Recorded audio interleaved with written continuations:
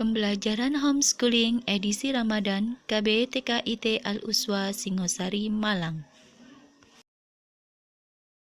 Assalamualaikum warahmatullahi wabarakatuh. Bagaimana kabarnya hari ini? Semoga sehat selalu ya. Kali ini Bu Guru akan berkisah tentang manusia yang pertama kali diciptakan oleh Allah Subhanahu wa Ta'ala. Siapakah dia? Ya, benar. Dia adalah Nabi Adam alaihi salam. Ayo kita sama-sama menonton dan mendengar kisah Nabi Adam alaihi salam. Setelah Nabi Adam alaihi salam diciptakan, Allah Subhanahu wa Ta'ala memerintahkan para malaikat untuk bersujud kepada Nabi Adam. Para malaikat pun bersujud sebagai bentuk rasa hormat dan ungkapan syukur atas terciptanya Adam.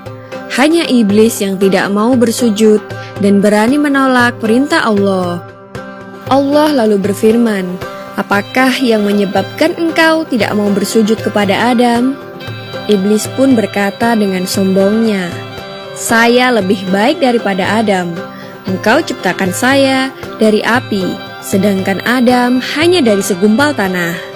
Hanya iblis sendirilah yang berpendapat bahwa api lebih baik daripada tanah. Padahal hanya Allah yang Maha Tahu mana yang paling mulia di antara semua ciptaannya. Mendengar jawaban iblis yang sombong, Allah kemudian berfirman, "Hai iblis, keluarlah engkau dari surga.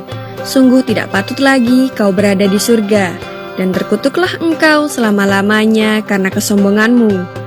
Iblis pun berkata, "Saya rela engkau kutuk dan usir dari surga karena Adam, tapi kabulkanlah permohonan saya untuk hidup hingga hari kiamat nanti." Permohonan iblis masih dikabulkan. Ia dibiarkan hidup sampai hari kiamat.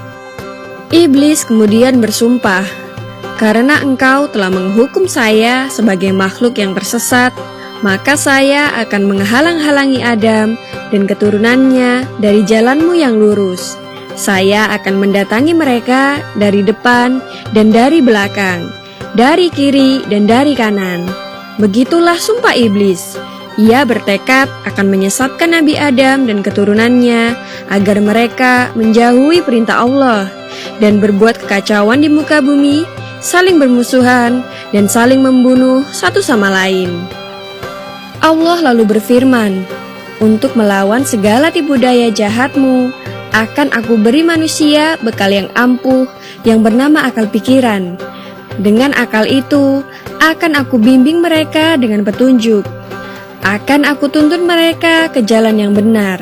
Dengan akal itu, manusia akan mampu membedakan mana yang benar dan mana yang salah.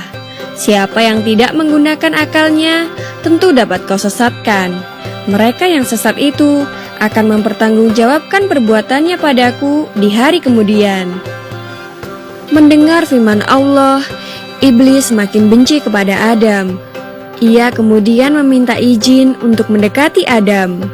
Diperiksalah seluruh tubuh Adam. Iblis mencari celah kelemahan Adam dan menemukannya, yaitu nafsu. Nafsu lebih sering melakukan perbuatan yang buruk. Bila manusia sering menuruti hawa nafsunya, maka sangat mudah bagi iblis untuk menggodanya. Allah kemudian mengajarkan kepada Adam nama benda-benda yang dilihatnya. Dengan demikian, Adam mengetahui nama benda-benda yang ada di muka bumi. Itulah pengetahuan dasar yang nantinya diperlukannya untuk mengatur dan merawat bumi. Berfirmanlah Allah kepada para malaikat, "Sebutkanlah kepadaku nama benda-benda itu." Maha suci Engkau ya Allah, tidak ada yang kami ketahui selain apa yang Engkau ajarkan kepada kami. Hanya Engkaulah yang maha mengetahui segala-galanya, kata para malaikat dengan penuh takjub. Allah kemudian berfirman kepada Adam, "Wahai Adam, beritahukanlah kepada para malaikat nama benda-benda itu." Adam kemudian menyebutkan nama benda-benda yang diketahuinya. Para malaikat kagum. Mereka memberi hormat sekali lagi kepada Adam. "Bukankah sudah kukatakan, Aku mengetahui rahasia langit dan bumi. Aku lebih mengetahui apa yang tidak kamu ketahui. Firman Allah kepada malaikat. Nah, teman-teman, itu tadi kisah Nabi Adam alaihissalam. Sebelum dilanjutkan kisah selanjutnya, ayo sama-sama menjawab pertanyaan dari Bu Guru. Pertanyaan pertama, Allah menciptakan Nabi Adam dari apa? Pertanyaan kedua, siapakah yang mau bersujud kepada Nabi Adam? Pertanyaan ketiga, siapa yang tidak mau bersujud kepada Nabi Adam? Selanjutnya, mari kita lanjutkan kisah Nabi Adam alaihi salam. Dalam kisah Nabi Adam sebelumnya, dikisahkan bahwa iblis telah terusir dan menjadi sangat dendam. Nabi Adam kemudian mendiami surga, di mana beliau tidak akan kelaparan, tidak akan sakit, dan tidak akan merasakan panasnya matahari. Setelah sekian lama tinggal di dalam surga, Nabi Adam merasa kesepian, walaupun sudah bersama dengan para malaikat. Dengan kehendak Allah, Nabi Adam mendapat seorang pendamping di dalam surga. Malaikat bertanya-tanya kepada Nabi Adam, siapakah yang telah menjadi pendamping Nabi Adam tersebut? Beliau dengan ilham dari Allah menjawab bahwa istrinya tersebut bernama Hawa. Sejak saat itu, Adam dan Hawa mendiami surga dalam hidup penuh kebahagiaan. Allah melimpahi surga dengan segala hal yang menjadi kebutuhan Adam dan Hawa. Namun dari segala hal tersebut, terdapat sebuah pohon yang disebut pohon huldi yang terlarang didekati oleh Adam dan Hawa. Allah memperingatkan bahwa Adam dan Hawa akan celaka dan termasuk ke dalam orang yang zalim bila mendekati dan memakan buah dari pohon tersebut. Adam dan Hawa awalnya hidup tentram dan nyaman di surga. Namun suatu waktu, syaitan yang merupakan salah satu golongan iblis yang terkutuk mendatangi Adam dan Hawa. Syaitan berusaha menggoda dan menjerumuskan Nabi Adam dan Hawa.